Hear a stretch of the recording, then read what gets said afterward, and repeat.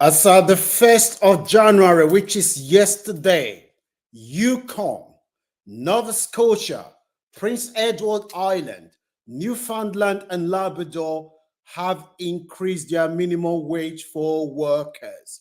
So if you're planning to move to any of those territory, be aware that they have increased their minimum wage.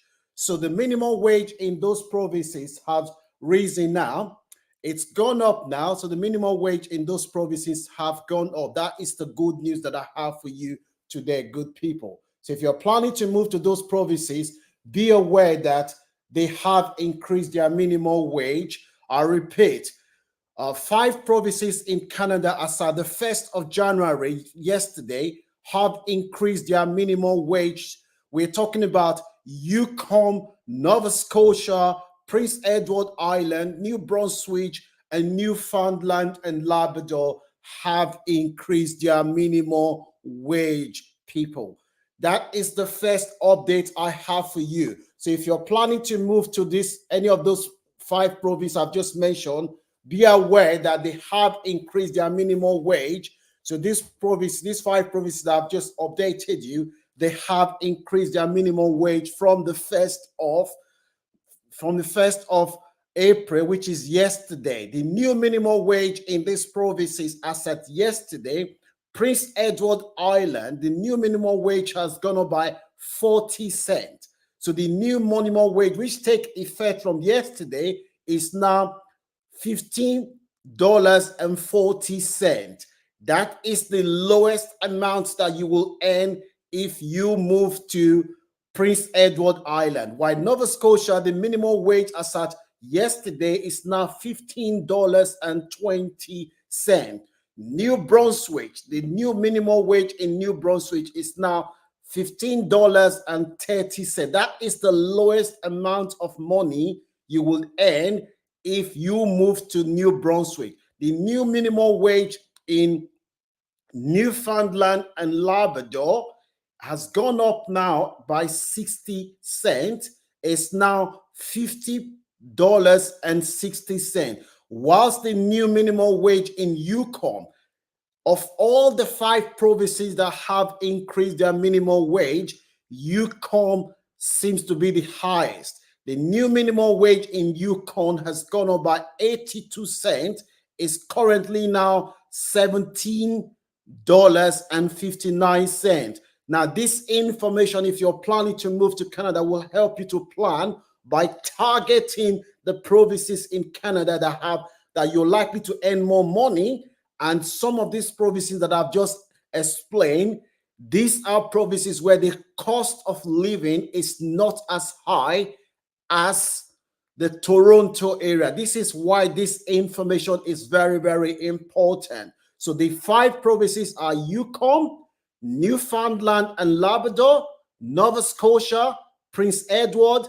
These are the provinces that they've just increased their minimum wage as at yesterday. Okay. Now, the second update I have for you before I start taking your question is that Canada has increased the cost of processing work permits.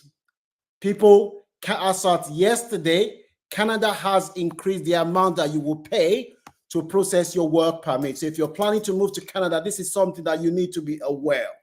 As at yesterday, Canada has announced increase in all permanent resident. This is going, they made the announcement yesterday. However, the new changes start from the 30th. Any application that you're making after the 30th of April this month, the cost that you're going to pay is going to increase. The Canadian immigration increases the fees that you pay for your work permit every 2 years. So they've just increased it again. I will give you the figure now so that you will know what to expect when you are applying. Okay, the fee has increased by 30%. I will take all your questions once I finish, but the 2 updates I have for you today is that 5 provinces in Canada have increased their minimum wage. That's the lowest amount of money that employers in these provinces will pay workers. This is something that you should be aware of. So the new rate for work permit has been increased. As I said before, is going to come into effect from the 30th. All permanent applications, with the exception of dependent children and protected individuals, are exempted from paying the right fee. The principal applicant must pay the new fee. Permanent holder cannot include a company family member in their permanent resident application. The information I'm giving you now is directly from the Canadian Immigration Services. Effective from the 30th, if you're making application in Canada, the new fees for those making right of remain resident is going to be 575 Canadian dollars. The current amount is 515 Canadian dollars. However, that is going up by $60. So if you're making application for the right to remain resident in Canada, you will be paying 575 Canadian dollars from the 30th of this month. If you are planning to go to Canada on express entry as a skilled worker for the provisional nominee program in Quebec, for instance, you will be asked to pay 950 Canadian dollars.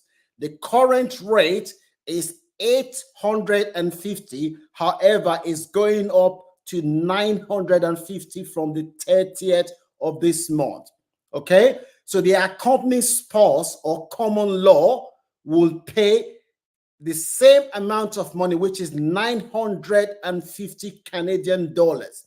However, if you submit the application before the 30th of this month, you will pay the current rate, which is 850 Canadian dollars, people. So the accompanying dependents will pay 260 Canadian dollars. The current rate for that category is 230. The principal applicant, if you're applying for a living-in carer, if you're planning to apply as a living-in carer or the home child support pilot program, if you're planning to apply for that, the current rate is 570 Canadian dollars. However, after the 30th of this month, it's going up to 635 Canadian dollars. The accompanying spouse under that category will pay 175 Canadian dollars. The current rate is 155. The spouse accompanying on the common law on the business federal application, if you're submitting your application for permanent resident under the business federal or Quebec program, you will pay 950 Canadian dollars. The current rate is 850. So it's gone up by 100. Family reunification. Family reunification, spouse, child, principal applicant, family reunification for anyone under the age of 22 is gone up to 85. The current rate is 75. Accompanying spouse will pay under the family reunification will pay 635 Canadian dollars, while the current rate is 530. I will take all your questions once I finish giving you this update. Protected person. If you're applying under the protected person, the rate is 635. I will take all your questions when I finish giving you guys the update. Accompanying dependent under the protected person, you will pay 175 Canadian dollars. The current rate is 150. $555. Humanitarian and compassionate consideration, if you're applying on that category, you will pay 635 Canadian dollars, and the current rate is 570. The permanent holder will pay 375, and the current rate will be the current rate is 335. Now, this new rate that I've just given you now will stay until the next 2 years. Every 2 years, the Canadian Immigration Services updates the cost of applying for work permit. So this, what they've just done now, is in line with what they normally do every 2 years. So that is the current update. So if you're planning to move to Canada, this is the amount you will pay for you to apply for a permanent resident to visit Canada. There is no increase from what we've heard for students. So those who are applying for student or visitors, from what we have received, there is no changes. So student and visiting, those that wish to go to Canada on tourist visa, the rate remains unchanged. This is the latest update that we have from Canada. As I said before, 5 provinces in Canada, they have increased their minimum wage. The lowest out of the 5 is $15.30. The 5 provinces are Yukon, Prince Edward Island, Nova Scotia, Newfoundland, and Labrador. Yeah, these are the provinces that have just increased their minimum wage. So the 4 Atlantic provinces have increased their minimum wage alongside Yukon. So I can take your questions now. Which provinces has the lower rate in terms of applying? That question is hard to answer, Mr. Mafolo, but I can say to you that the provinces that I mentioned in my previous videos, which are the provinces that have just increased their minimum wage: Newfoundland and Labrador, Prince Edward Island, Nova Scotia, New Brunswick. These are some of Manitoba. Manitoba is also among these, and Alberta. These are the provinces that most people do not want to go to. So these are the provinces that you should be targeting if you're thinking of moving to Canada, either as a student or a permanent resident. These are the provinces, because the less application they receive, the better your chances. Okay, which university are still giving admission?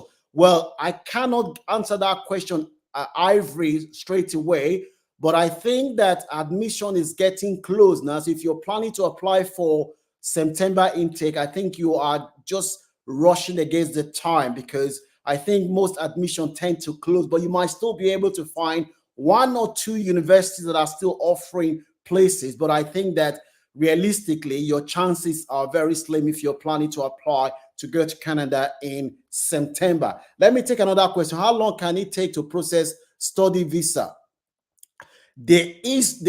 Study visa, there is no definite time frame. It just depends on how the volume of application that the Canadian immigration are receiving as well. So it depends.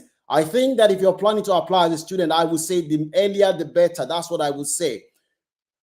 What of 17 years old for permanent resident in Canada or Australia? I don't understand your question, Blessing. What do you mean by 17 years old?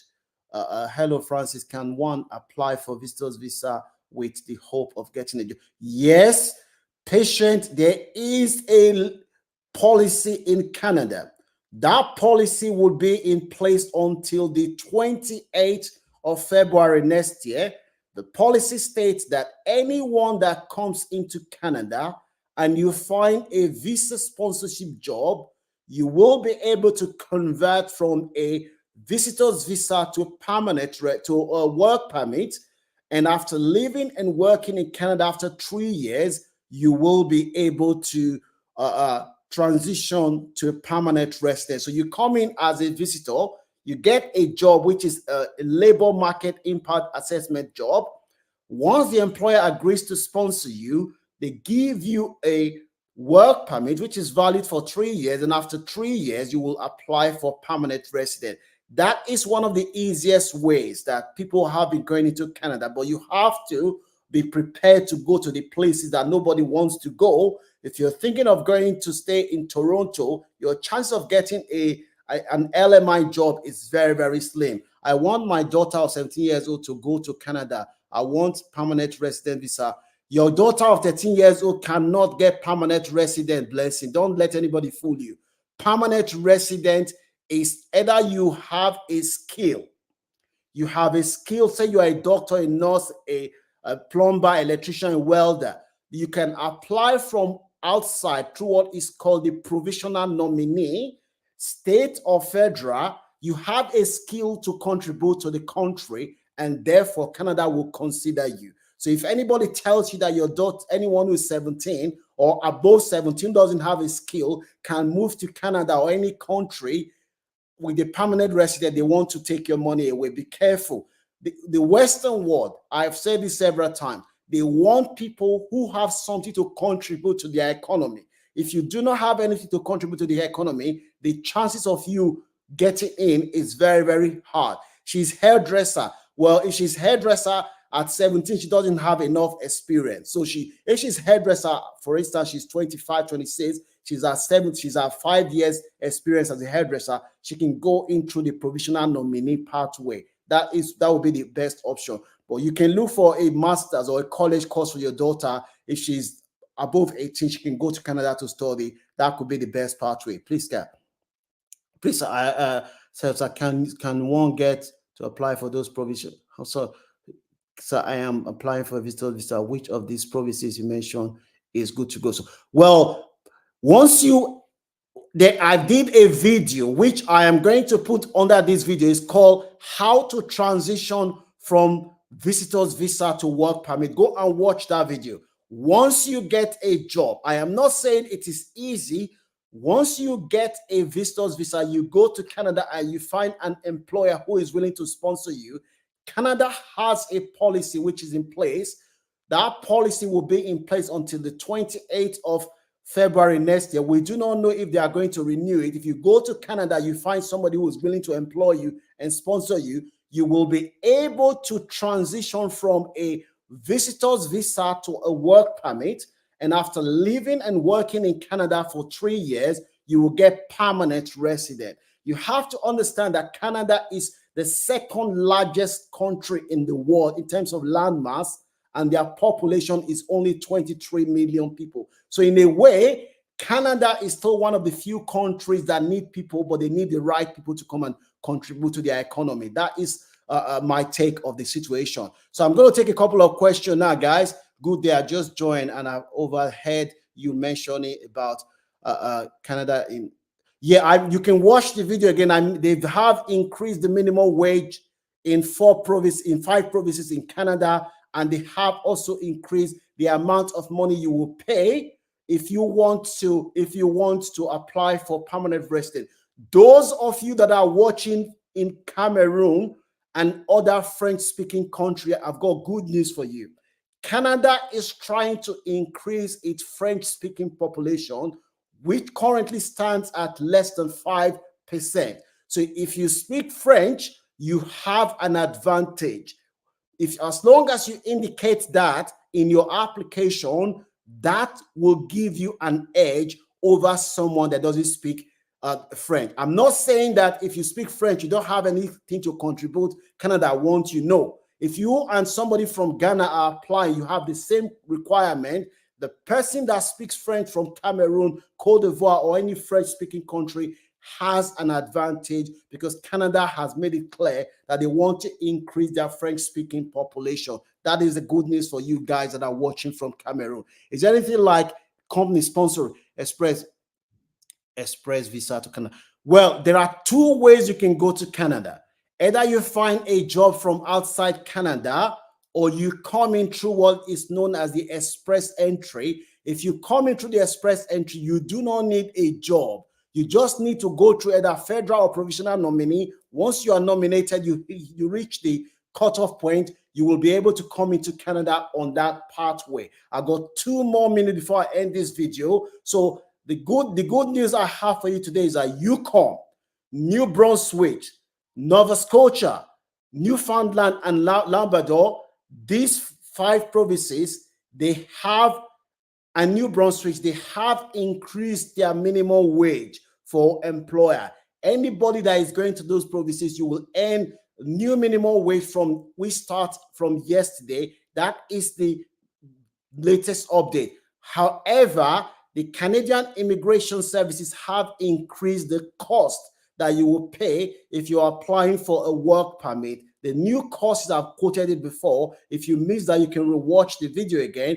It's gone up by 3%. However, it doesn't appear to affect students and those planning to apply for tourist visa. So that is I am a plumber with secondary school qualification. Well, those of you who have trade like plumber, tailor, hairdresser, welder, mechanic, etc., you can go to Canada, but there is a but. The question is that if you are a plumber or electrician or a trade person, and you do not have a trade certificate that say you have been tested and you are certified that you can do that work, Canada will not take you. But if you have a piece of paper from a recognized institution, a trade certificate, that would be something that you will send to Canada for them to convert it, which is what they will use to assess whether they will accept it. Yes, you can go to Canada if you're a plumber, electrician, welder, but you must have a trade certificate which is recognized. I am in Canada on a tourist visa. How can I get work visa? Well, what's Shabilma? Well, you have to be willing to go to the places that nobody wants to go to for you to get a chance. I have mentioned the provinces that you need to be looking at. Look at provinces like Nova Scotia, Newfoundland and Labrador, Prince Edward Island, and New Brunswick. Look at Manitoba. Look at Alberta. Those are the kind of places that you're likely to get LMI approved jobs. If you're in Toronto or one of these big cities, your chances are very slim. That is what I would say. Please, sir, is it possible to get a visitor visa within 2 weeks? Visitor visa within 2 weeks is highly unlikely. Canadian Immigration Services, they're taking more than 3 months. I know people that submitted their application 3 months ago, they still haven't heard back. So 2 weeks, if somebody tells you they can give you in 2 weeks, my friend, be careful because it sounds too good to be true. I'm a ringer. Where can I suit in? I don't know what ringer is, but if you have any skill, you will still be able to go to Canada. You don't need to be a doctor or a lawyer. As I know someone who's a hairdresser who went to Canada under the provisional nominee. She was nominated and she's in Canada now. So the most important thing is to have a certificate which is recognized. If you do not have a certificate that is recognized, even if you're the best plumber or the best electrician, nobody will recognize you as a plumber electrician. Hello, sir. Is 6 million naira enough for proof of fund for visitors visa? I have a forklift operation for a year, and can I have a job? Well, the first thing you need to do is to go in first. Okay, 6 million proof of fund. It's good, but it's not the amount of money that you have that matters. What matters is the transaction. How is the 6 million coming in? Are you working for a company that is paying you every month? If you're working for a company every month that is paying you, say for instance, I think you're in Nigeria, they are paying you 900,000, and that money has been going into your account every month for the last 6 months. That is good. But if it's 6 million that someone just transferred 5 million to your account 2 months ago, where did that money come from? That raises suspicion. That's going to create more problem for you, because how did that money come into your account? Is that money taxed? What did you do for them to give you 5 million? If you ask somebody to put money in your account and the money is just there, that's going to be more problem for you. What is required? Bank statement, amount, one was present while applying for a visitor. What is the required bank statement amount? There is no fixed amount. It depends on a lot of factors. For instance, if you are 55 years old, no, if you're 60 years old, you have 300,000 in your account, you're going to visit your son, who just have a baby, even if you have 100,000 in your account, they will still give you because they know that your chances of staying is slim. But if you're a young person, you have 10 million naira in your account, you're 21 years old, you want to go to Canada, they won't give you visa because of that amount, because that even raised more suspicion. 21 years old, where did you get the 10 million from? What have you done? What tax have you paid? So there's no right or wrong to that one. So guys, I've got 1 more minute to go. I'm just going to quickly take one question. Sir, is it possible to get a visitor's visa? I'm working in an oil company and it's a family business. I am one of the director of the company. So can 6 million naira? Well, let me answer your question, Maxwell, because I think a lot of people have made if you are working in a family business, are you taking salary? Because in the Western world, if you say you're working in a family business and you're not taking salary, that raises more suspicion. The 6 million, forget about the amount. Forget about the 6 million. What you need to focus in is the company paying you monthly. Just because you're working in a family business doesn't mean you shouldn't take salary. Is the company paying you monthly? And how did the 6 million came about? Was it did it come about because you were paid salary which you have saved and there's evidence of how that money came and how you saved that money? That you can trace it. What you need to understand is that what the Western world wants, what the Canadian government wants is that you are a genuine person, you are not coming to the country for the wrong reason, and you did not get that money through fraudulent means. That is very, very important. Do you have tax clearance of how that 6 million came into your account? Have you paid any tax? How did you save that 6 million? That is the thing that you need to focus on. Hello, sir, watching from you. How can I get equivalent of my diploma? Well, if you leave a question I would send you the body in Canada that accredit qualifications so that you can check. There will be, send me a message, I'll leave the link. There are agencies in Canada that accredit qualification. You can check the equivalent of your qualification in Canada. Guys, I've got a few minutes. Can I apply as a teacher?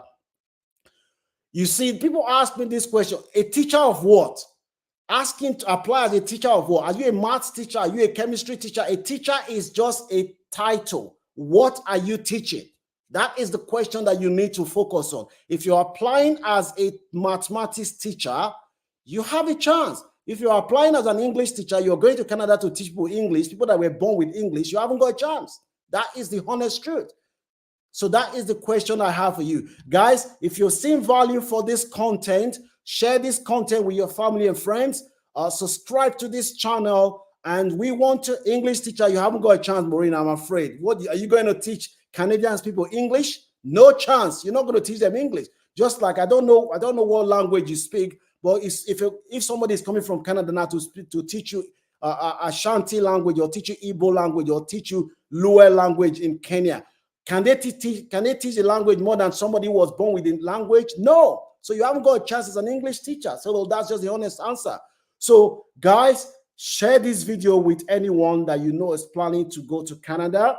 Canada has increased minimum wage in 5 provinces: Yukon, Nova Scotia, Newfoundland and Labrador, Prince Edward Island, and New Brunswick. Those are the 5 provinces that have just increased minimum wage yesterday. If you're planning to go to Canada, this information will help you. And also, Canada has increased the cost of work permit by 3%. So that will come into effect on the 30th of this month. If you're planning to apply for work permit from now till the 31st, you pay the current rate, and doesn't appear to have affected, the new increase doesn't appear to affect students, those applying to apply for student visa and visitors visa. Again, my name is Francis. Thank you so much for joining this content. Share this content with your family and friends. I will always give you the authentic information. I'm not here to give you false hope that everything is rosy. I will tell you the way it is.